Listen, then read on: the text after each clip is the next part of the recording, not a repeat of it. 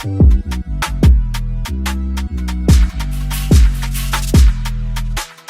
rapper cut off his genitals, then jumped off a roof, and the reason will shock you. Emergency.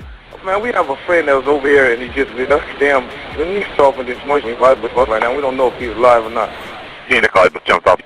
Yeah, like second floor. God damn, I don't believe this shit.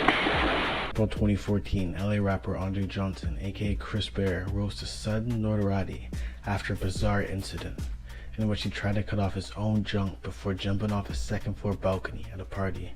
"I just jumped up out of nowhere and I went to the kitchen," he says. "I grabbed a knife and bam, pulled down my pants." Doctors were unable to reattach his severed part of Johnson's junk after surgery. After being hospitalized, Johnson was diagnosed with having suffered a period of severe depression and was referred to a psychiatrist. Johnson now believes that depression and mental health need to change amongst the young black men, especially in the hip-hop community. Johnson believes that the normalization of drug use among his peers masks mental health problems. There were other things in Johnson's life that he now believes impacted his mental health, and it will shock you. Soon after Andre Johnson signed to Wu-Tang Records, his mother became ill. When she died, he says, "I was headed down a bottomless vortex." You know what I'm saying? "I was just not interested in rap at the time. I loped around doing drugs and I was going on a downward spiral.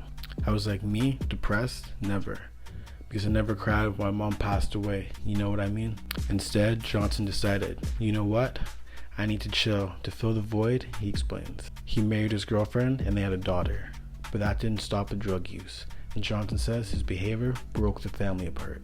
"I was flipping out, ranting, raving around the house," he says. Divorce was on its way. It was like another death. His ex-wife put a restraining order on him, restricting his access to his daughter. He met another woman and now his second wife. They had another girl, Lena.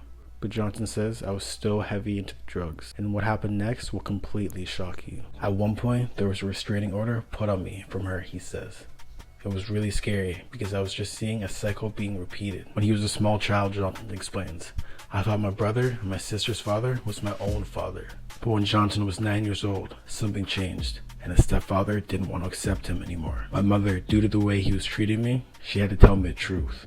Johnson says the experience brought him closer to his mother. On the night of the junk cutting incident, Johnson had taken numerous drugs. Johnson says his relationship with women were in his thoughts, and moments before he did it. "At the back of my mind, my issues were eating me. I'll fix this problem that is causing me so much misery," he said.